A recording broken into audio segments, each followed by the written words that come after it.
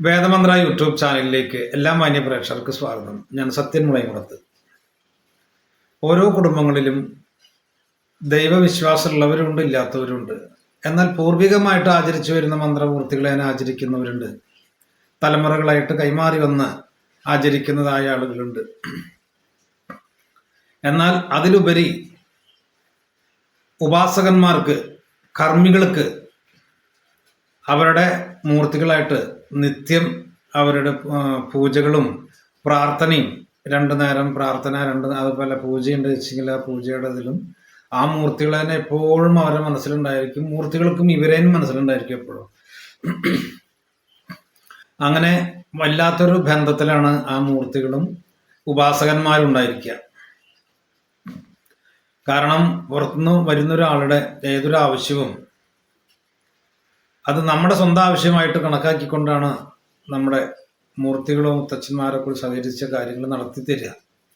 അപ്പം നമ്മൾ ബലമായിട്ട് അവരെ കൊണ്ട് പണിയെടുപ്പിക്കലല്ല, അതിനൊന്നും അത് ആയുസില്ല. അപ്പം നമ്മുടെ വിഷമം നമ്മൾ പറയുമ്പോൾ, അല്ലെങ്കിൽ പ്രശ്നം നോക്കി ആ ഒരു വ്യക്തിയുടെ കാര്യങ്ങൾ ഇന്നതാണെന്ന് അറിയുമ്പോൾ അതിന് ഇന്നമാതിരി ചെയ്യണം എന്നുള്ളൊരു ധാരണ കർമ്മികൾക്കുണ്ടായിരിക്കും, കർമ്മം ചെയ്യുന്ന ആളുകൾക്കുണ്ടായിരിക്കും. ഇന്നമാതിരി ധാരണ ഉണ്ടായിരിക്കും. അല്ലെങ്കിൽ പ്രശ്നം നോക്കിയിട്ട് താമ്പൂല പ്രശ്നമോ അല്ലെങ്കിൽ അതേപോലെ വലിയ പ്രശ്നമാണെങ്കിൽ ഇന്ന ഇന്ന ഹോമത്താൽ അത് ഇത്ര ഒരു ജപിക്കണം എന്നുള്ളതുണ്ടായിരിക്കും. അല്ലാത്ത പക്ഷം ആ കർമ്മിയുടെ അപ്പോഴത്തെ മാനസികാവസ്ഥയും അതേപോലെ തന്നെ അദ്ദേഹം ചെയ്യുന്നതായ കർമ്മ പദ്ധതികൾ എങ്ങനെയാണ് വെച്ചാൽ അതിൽ കൂടിയാണ് അദ്ദേഹത്തിന് ചെയ്യാനായിട്ട് പറ്റുള്ളൂ. അപ്പോൾ അദ്ദേഹത്തിന് കർമ്മം ചെയ്യുമ്പോൾ ഇപ്പം ശക്തമായിരിക്കുന്നത് ആഭിചാര ബാധാദോഷത്തിൽ ചാത്തൻ ഉണ്ടാകാം, മാരണക്കുട്ടിച്ചാത്തൻ അല്ലെങ്കിൽ കരിങ്കുട്ടി, മൃത്യുഗുളികൻ, അവസ്മാരഭൂതം, ബന്ധനയക്ഷി അല്ലെങ്കിൽ ബന്ധനരക്ഷസ്, ബന്ധനപ്പറക്കുട്ടി, നീചചാമുണ്ടി അല്ലെങ്കിൽ ചേക്കുട്ടുപ്പാവ, മാരണജിന്ന് അല്ലെങ്കിൽ മൃത്യുഗുളികൻ, സർപ്പപിശാച്, ഇങ്ങനെയൊക്കെ പറഞ്ഞിട്ട് ഒരുപാട് മൂർത്തികൾ ഉണ്ടായിരിക്കും. അല്ലെങ്കിൽ അതിലേറെ അത്ര ഉണ്ടായിരിക്കില്ല. എങ്കിലും അത് ഇന്ന മൂർത്തികളാണെന്ന് അറിഞ്ഞു കഴിഞ്ഞാൽ കർമ്മങ്ങൾ ചെയ്ത കർമ്മത്തിൽ ഇവരെ ഓരോന്ന് ആവാഹിക്കാം. അപ്പൊ അത് ആവാഹിക്കുന്നത് വരെയും ആവാഹിക്കുമ്പോഴും ഈ കർമ്മിയുടെ ഉള്ളിൽ തീയായിരിക്കും. കാരണം നമ്മളൊരു ജോലി ഏറ്റെടുത്തു കഴിഞ്ഞാൽ അത് വളരെ വൃത്തിയായിട്ട് അവസാനിപ്പിച്ച് കൊടുക്കുക എന്നുള്ളത് ഒരു കർമ്മിയുടെ ഉത്തരവാദിത്തമാണ്. അപ്പൊ അത് ആരും അലസമായിട്ട് ചെയ്യണവരുണ്ടാകില്ല. പക്ഷെ അവരുടെ ഭാഗ്യക്കുറവോ അല്ലെങ്കിൽ വേറെ എന്തോ ശ്രദ്ധക്കുറവോ ചിലപ്പോൾ ചിലത് പിഴച്ചു പോകാറുണ്ട്. അത് ആർക്കായാലും പറ്റുന്ന തെറ്റാണ്. അത് തെറ്റെന്നല്ല ഉദ്ദേശിച്ചത്. അവ കൃത്യമായിട്ട് എവിടെയോ ഒരു കണ്ണി പൊട്ടുന്നതുകൊണ്ട് ചെയ്യുന്ന കർമ്മത്തിന് ചിലപ്പോൾ അപാകതകൾ പോരായിക വരാറുണ്ട്. അത് കർമ്മിയുടെ തെറ്റാവില്ല, ചിലപ്പോൾ അദ്ദേഹത്തിന്റെ വീട്ടിലുള്ള ചില പ്രശ്നങ്ങളായിരിക്കാം.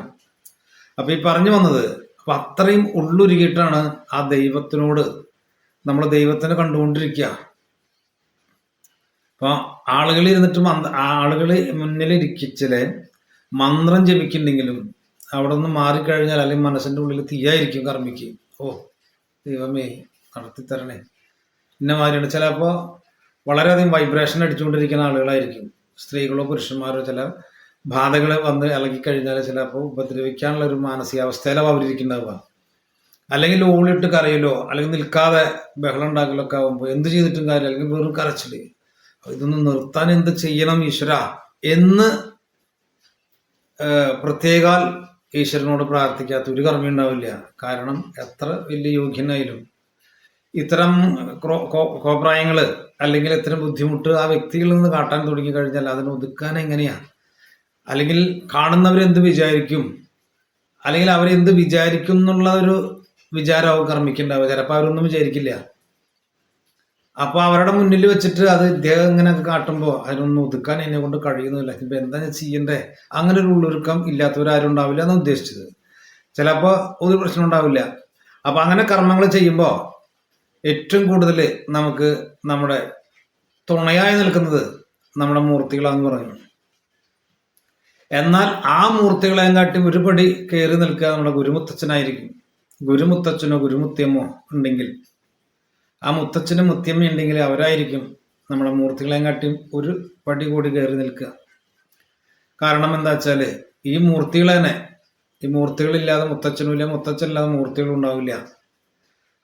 അപ്പോ ഈ മുത്തച്ഛൻ പടിമാനം കഴിക്കാനായിട്ട്, മുത്തച്ഛൻ പടിമാനം കഴിച്ചു വരാനായിട്ട്, അതായത് സേവ ഉപാസന ചെയ്യാനായിട്ട് വീട് വിട്ടിറങ്ങി ഏതോ കുന്നോ മലയൊക്കെ കയറിറങ്ങി മഴയും വെയിലും വെള്ളം വെളിച്ചവും കാറ്റും തീയൊക്കെ കൊണ്ട്, അല്ലെങ്കിൽ അത്രയും ചൂട് കാലാവസ്ഥനെ തരണം ചെയ്ത് ഈ മൂർത്തികളിനെ ഇരിക്കുന്നതായ ഭാഗത്തോ അല്ലെങ്കിൽ അതിനെ പഠിപ്പിച്ചു കൊടുക്കുന്ന കർമ്മികളുടെ അടുത്തോ ചെന്ന് ചിലപ്പോൾ അവർ സമ്മതിച്ചു എന്ന് വരില്ല, ചിലപ്പോൾ വാഹി കൊണ്ട് സമ്മതിച്ചിരിക്കാം. എങ്കിലും അതൊക്കെ പഠിപ്പൊക്കെ കഴിഞ്ഞ് അവരുദ്ദേശിച്ച പോലെ തന്നെ ആ മൂർത്തികളെ നിഷ്പ്രയാസം അവരുടെ കൂടെ കൂട്ടിക്കൊണ്ടുവരുന്നൊരവസ്ഥയായിരുന്നു.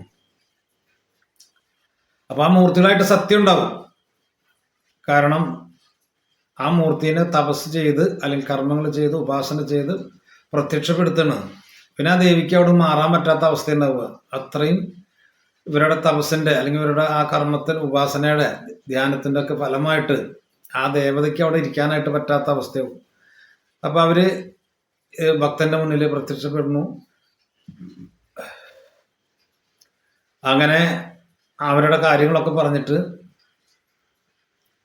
എന്നെ നീ ഇത്രയും തപസ് ചെയ്തത് എന്നെ ഉദ്ദേശിച്ചാണ്, അല്ലെങ്കിൽ ഞാന് നിന്റെ ആ കർമ്മ സിദ്ധിയിൽ അല്ലെങ്കിൽ നിന്റെ തപസ്സിൽ അല്ലെങ്കിൽ ഉപാസനയിൽ നാം സിനിമയിലൊക്കെ കാണാറുള്ള പോലെ പ്രീതിപ്പെട്ടിരിക്കുന്നു, അങ്ങനൊക്കെ പറയാൻ ചിലപ്പോൾ.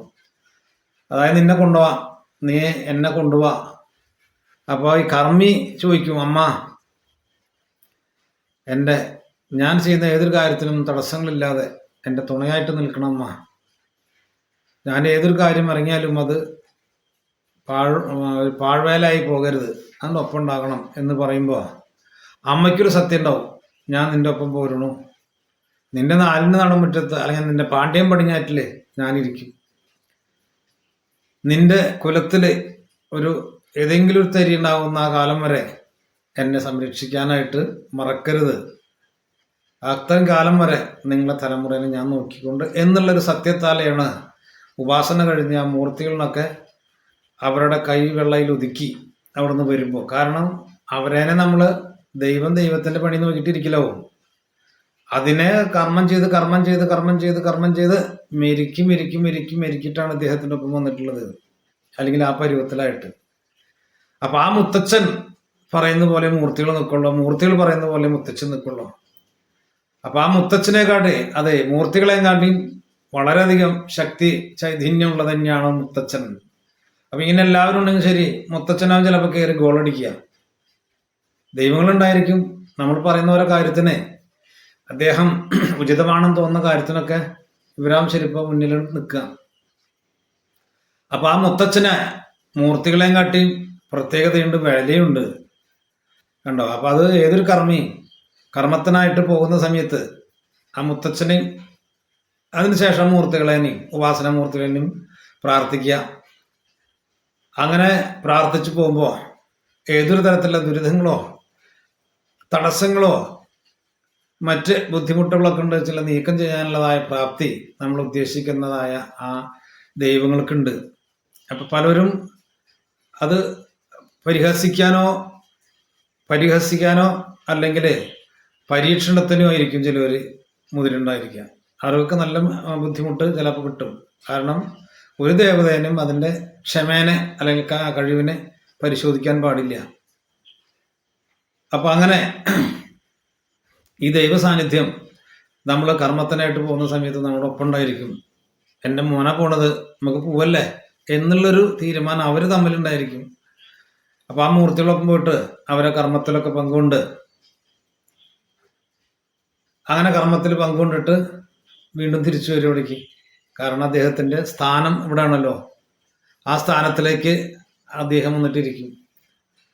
അപ്പൊ ഈ പറഞ്ഞു വന്നത്, നമ്മുടെ മന്ത്രമൂർത്തികൾക്ക് ഒരുപാട് ശക്തിയുണ്ട്. ആ മന്ത്രമൂർത്തികൾക്ക് മുന്നിൽ നിൽക്കുന്ന മുത്തനോ അതിലേറെ ശക്തിയുണ്ട്. അപ്പൊ എങ്കിലും ആ ശക്തി പരീക്ഷണത്തിന് അവർ നിൽക്കാറില്ല.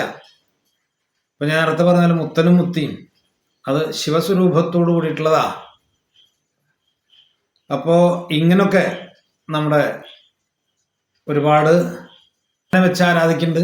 മൂർത്തികൾക്ക് നമ്മൾ ദൈവങ്ങൾക്ക് കർമ്മം ചെയ്യുമ്പോൾ മുത്തച്ഛൻ്റെതായ സാന്നിധ്യത്തിൻ്റെ പ്രതിഷ്ഠയോ അല്ലെങ്കിൽ സ്ഥാനങ്ങളോ കൊടുത്തിട്ടില്ല വെച്ചെങ്കിൽ മുത്തച്ഛനായിട്ടൊരു ഇല വെച്ച് 4-5 അടിക്ക് കളം കെട്ടുക, അല്ലെങ്കിൽ ഒറ്റ നിറക്ക് വെച്ചിട്ട് അതിൽ അരി നെല്ലും നാളീരം വെച്ചിട്ട് മുത്തച്ഛനെ ആചരിക്കുക, ബഹുമാനപൂർവ്വം ആചരിക്കുക. മുത്തച്ഛനെ അവിടെ സ്ഥാനമുണ്ട് എന്നുള്ളത് നമ്മൾ വിലയിരുത്തുക, അത് ഉറപ്പാക്കുക.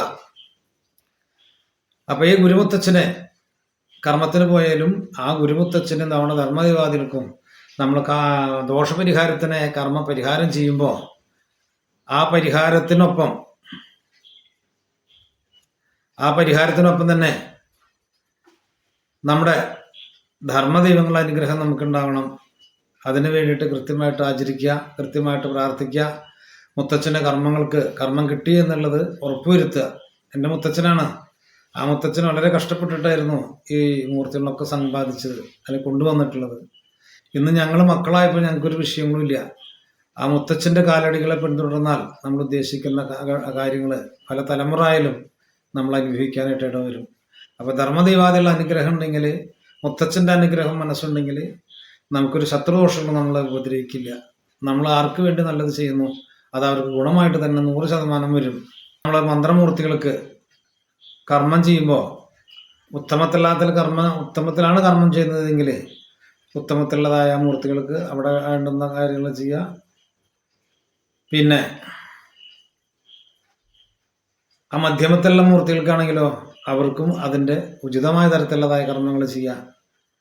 ഉചിതമായ കർമ്മം എന്ന് പറയുമ്പോൾ അവരുടേതായ പ്രതിഷ്ഠ ഒക്കെ കഴിഞ്ഞു. അപ്പോൾ കൃത്യമായിട്ട് ഗുരുമുത്തച്ഛനെയും മന്ത്രമൂർത്തികളും ആചരിക്കുക. ഇനിയിപ്പോൾ പത്മട്ട പൂജയാണെങ്കിലോ അവിടുത്തെ ഭദ്രകാളിക്കും വിഷ്ണുവായിക്കും കരിങ്കുട്ടിക്കും ഗുളികനും മറ്റുണ്ടെങ്കിൽ അവർക്ക് കൊടുത്തതിന് ശേഷം ഗുരുമുത്തച്ഛനെ സ്ഥാനം കണ്ടിട്ട് അദ്ദേഹത്തിന് നിവേദ്യങ്ങൾ വയ്ക്കുക, അല്ലെങ്കിൽ കർമ്മങ്ങൾ ചെയ്യുക. അപ്പോൾ അദ്ദേഹം നമ്മളെ ചതിക്കില്ല.